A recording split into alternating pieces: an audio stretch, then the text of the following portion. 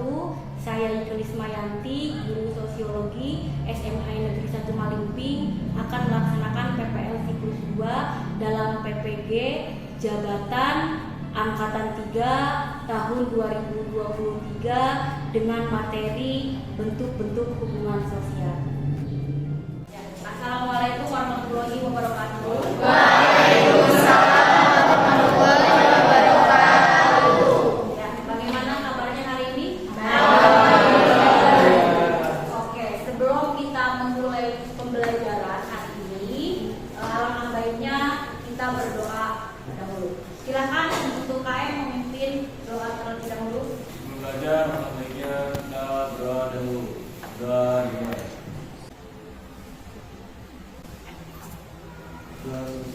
Hari ini apakah ini hadir semua ataukah hari ini ada yang tidak hadir, sakit atau apa? Danda, Vina Hadir. Dara, Hadir. Anderi, Hadir. Elan. Sebelum memulai lagi nih, sebelum kita nanti menyampaikan tujuan pembelajaran, yuk kita semuanya berdiri dulu menyanyikan lagu Indonesia. Indonesia tanah airku, tanah tumpah darahku. Di sanalah aku berdiri, jadi pandu ibuku. Indonesia kebangsaanku, bangsa dan tanah airku. Marilah kita berseru, Indonesia bersatu. Hiduplah tanahku, hiduplah negeriku, bangsaku, rakyatku semuanya. Bangunlah jiwanya, bangunlah badannya untuk Indonesia Raya. Indonesia Raya, merdeka, merdeka, tanahku, negeriku yang ku cinta. Indonesia Raya, merdeka, merdeka, hiduplah Indonesia Raya. Indonesia Raya, merdeka, merdeka, tanahku, negeriku yang ku cinta. Indonesia Raya, merdeka, merdeka, hiduplah Indonesia Raya. Materi hari ini adalah tentang hubungan sosial. Ya, hubungan sosial itu kita mengacu pada bentuk hubungan sosial, gitu ya. Nah, untuk nanti tujuannya, nah di sini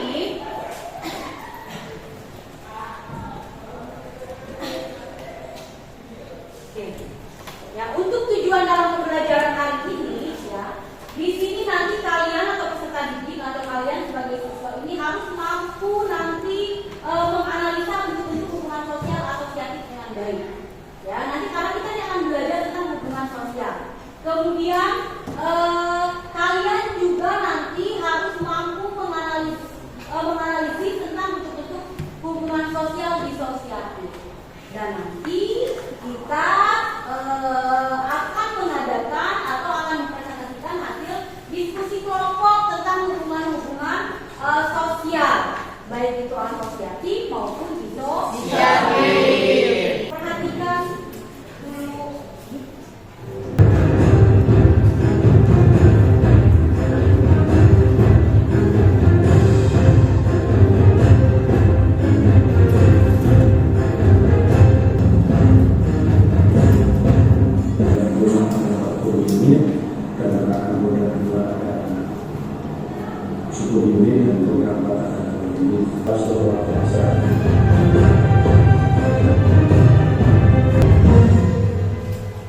Nah, itu adalah contoh kasus dari bentuk-bentuk hubungan sosial. Nah, nanti tinggal kalian analisa apakah itu masuk ke dalam hubungan sosial atau asosiatif.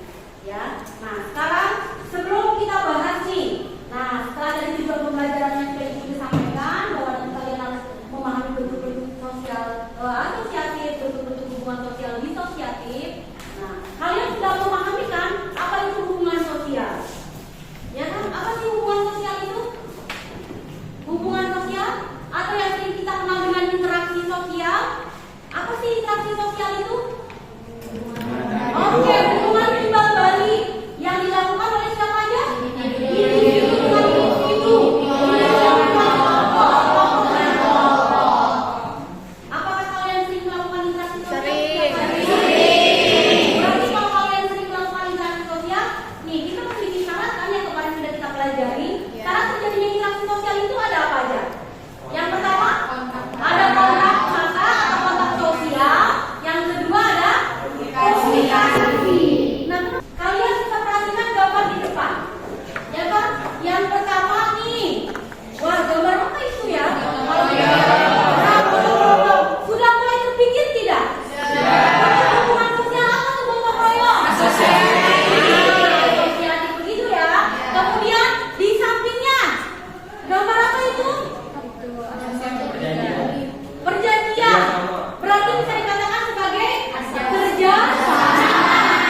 Oke, berarti masih sama dalam masuk kepada asosiasi. Satpol PP ya, yang arogan.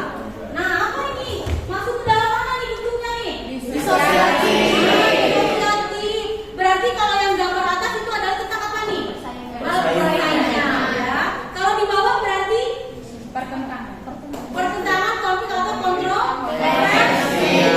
Nah, udah bisa kalian lihat kan melalui gambar-gambarnya. Oke, selanjutnya. Nah, kalau lihat ini apa nih? Ya, demo. Berarti demo sudah termasuk dalam bentuk hubungan apa nih? Berarti sudah dipahami ya? Kalian sudah mampu memahami bentuk asosiatif dan disosiatif. Arti interaksi lah menurut kalian itu bagaimana? Suji? Sebuah interaksi sosial yang terjadi antara seseorang atau dengan sekelompok orang yang memberikan informasi tertentu. Ya. Jadi adanya suatu maksud dan tujuan yang jelas. Adanya suatu maksud dan tujuan yang jelas. Oke. Mengapa peristiwa yang ada di gambar tersebut diartikan sebagai bentuk hubungan asosiatif dan disosiatif? Yo, kenapa gambar tadi yang sudah kalian lihat, yang sudah kalian jawab juga, kenapa sih gambar tadi itu? Kenapa kita perlu berinteraksi dalam kehidupan masyarakat kita?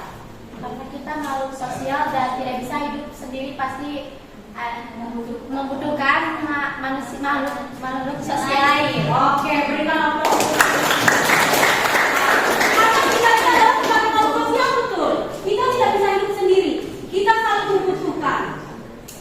Contohnya, kalian bisa menggunakan baju seragam ini, apakah kalian buat sendiri? Butuh orang lain? Iya. Ya. Karena kalian butuh orang lain untuk menjahitnya, membeli bahannya dan lain sebagainya. Kemudian kalian bisa makan nasi. Apakah nasi itu kalian buat sendiri? Iya. Harus ada petani dulu ya. Menanam padi. Nah, ini kenapa kita diperlukan adanya hubungan sosial dalam kehidupan masyarakat? Karena kita betul merupakan makhluk sosial, makhluk yang saling membutuhkan satu dengan yang lain. Silakan asesmen awalnya pembelajaran silakan diisi dulu. 5 menit ya, kurang lebih 5 menit. Ini bukan. Ya. Ya. Ya. Ya, mana Bu? Ya. 5 menit kalian diisi komentari lah, coba diisi asesmen awalnya. Berkaitan dengan Ini asosiatif ada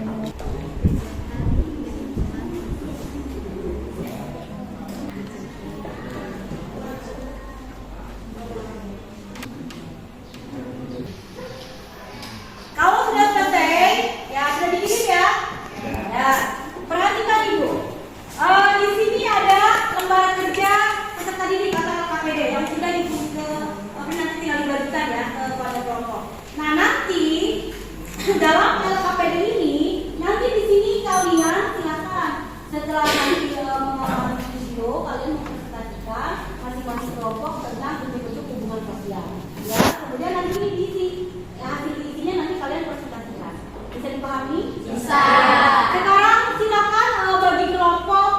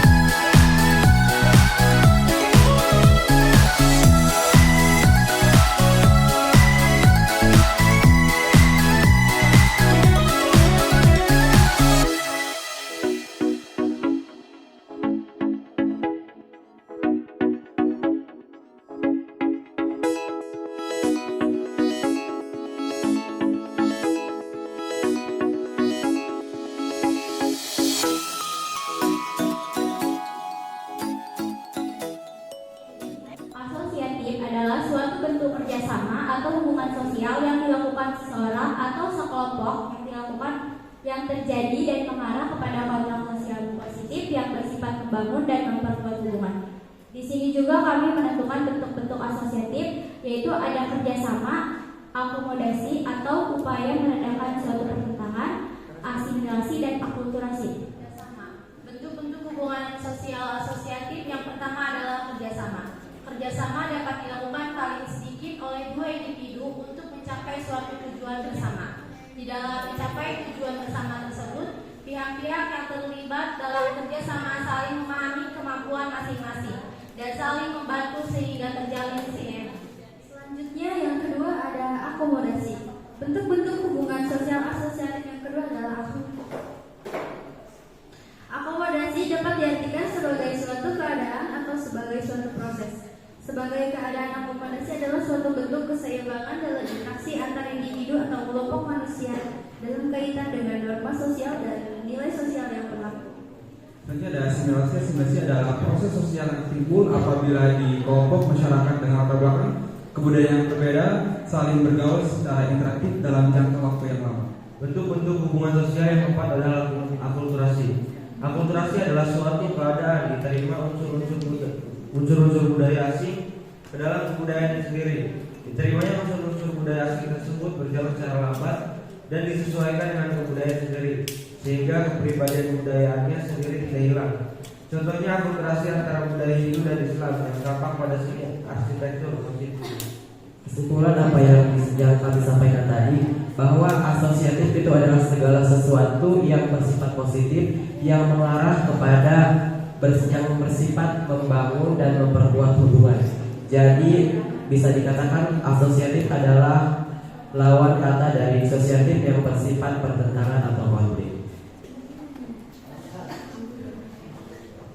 Perkenalkan, nama saya Muhammad Putri, saya dari kelompok 1. Ingin bertanya kepada kelompok 3. Apa hakikat dari akomodasi dalam hubungan sosial? Akomodasi. Ya. Terima kasih. Assalamualaikum warahmatullahi wabarakatuh.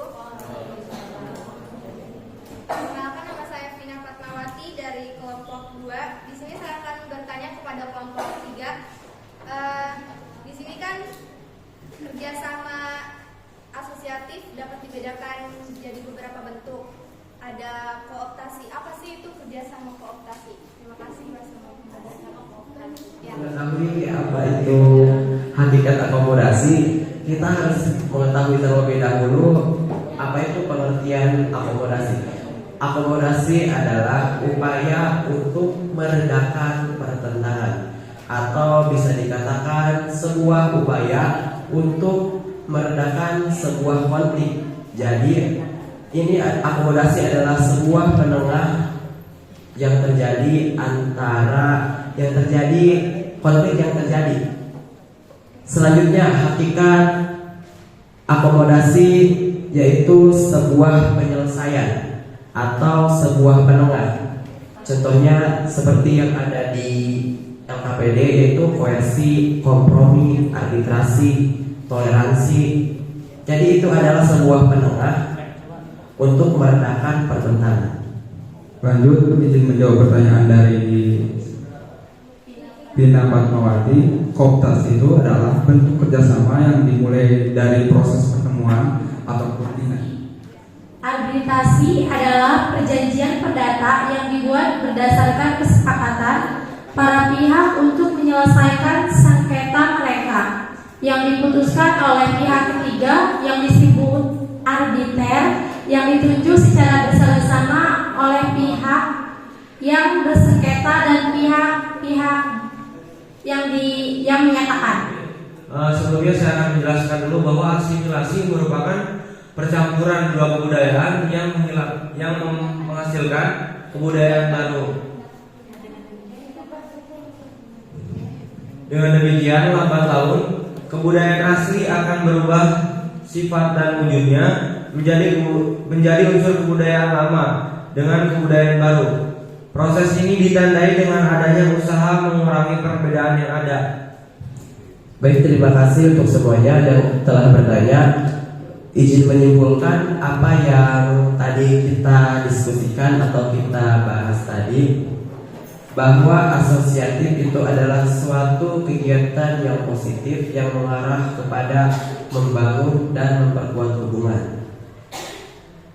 Mengapa? Tadi ada yang bertanya mengapa asimilasi dan akulturasi tidak disebutkan dalam disosiatif. Kan bisa menyebabkan terjadinya konflik karena adanya percampuran budaya. Nah, asimilasi dan akulturasi itu terbentuk karena si dua budaya ini kan berinteraksi. Berinteraksinya itu baik secara positif ataupun secara negatif.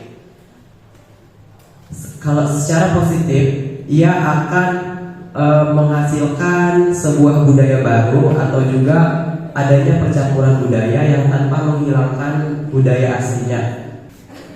Baik, itu saja mungkin yang bisa saya sampaikan. Kurang lebihnya mohon maaf. Assalamualaikum warahmatullahi wabarakatuh.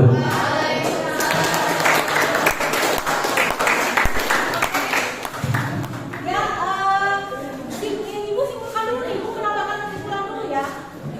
Jadi tadi untuk kelompok 3 sudah mempresentasikan tentang bentuk hubungan sosial atau asosiatif, di mana tadi kelompok mengatakan bahwa di dalam bentuk sosial asosiatif itu terdiri dari beberapa bagian. Ada itu kerjasama, kemudian koordinasi, apalagi asimilasi, akulturasi. Nah, tadi kelompok 4 ada yang bertanya, kenapa asimilasi dan akulturasi kok tidak termasuk ke dalam kelompok disosiatif? Padahal kalau kita lihat bahwa asimilasi dan akulturasi itu dapat menimbulkan suatu konflik atau pertikaian atau persaingan. Begitu kan ya? Nah, dan kelompok tadi sudah menjawab bahwa tujuan dari asimilasi atau akulturasi adalah orientasinya untuk masa depan atau misalnya untuk mengembangkan tujuan-tujuan yang sama. Begitu ya. Misalnya nih, asimilasi tadi bisa dilihat kelompok sudah menampilkan video asimilasi dengan di situ ada komunikasi, yang satu komunikasi berbahasa Inggris, yang satu menggunakan bahasa Indonesia. Memang percampuran budaya seperti itu, tetapi apapun itu pencampuran budaya tidak saling untuk berkonflik. Tetapi apa? Untuk apa orientasinya adalah untuk menambah pengetahuan baru, menambah misalnya kita, oh ya ini adalah bentuk dari bahasa Inggrisnya, bahasanya seperti ini. Begitu. Sama dengan akulturasi juga, itu kan kita percampuran budaya. Akulturasi itu meskipun kita berbeda, maksudnya budaya masuk dalam kita, tapi tetap dalam akulturasi itu kita tidak pernah menghilangkan ciri dari budaya kita masing-masing. Karena apa? Biar tetap terjaga budayanya kita. Itu begitu ya. Nah, coba sekarang sebelum kita ke kelompok 2, satu kelompok lagi nanti yang maju, coba semuanya berdiri nih. Kita biar paham dulu nih akulturasi nih. Ya kan, dengan perbedaan dan segala macam. Coba kalian semuanya berdiri dulu. Ya, kita biar semangat dulu. Ya. Semuanya bisa melihat ke depan? Oke. Masih semangat belajar teknologi?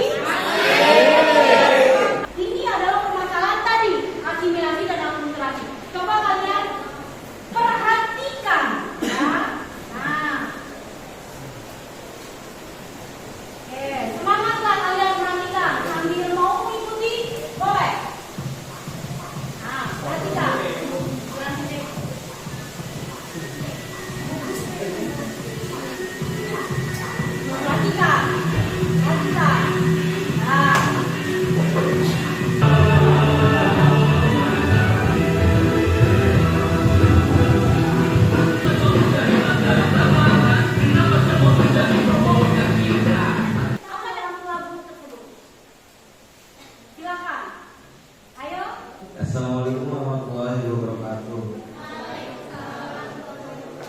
Saya dari kelompok 4 ingin menjelaskan tentang video ini. Video ini menceritakan tentang dua kelompok yang bosan dengan pertikaian atau konflik dan ingin menyatukan kedua komunitas agar berdamai dengan cara menyanyikan atau berdansa bersama dengan dua kelompok tersebut. Silakan kalian buka link untuk untuk formatif. Silakan diisi, waktunya 5 menit dari sekarang. Sudah ada? Ya, sudah ada linknya kan? Oke, silakan dibuka, diisi 5 menit dari sekarang.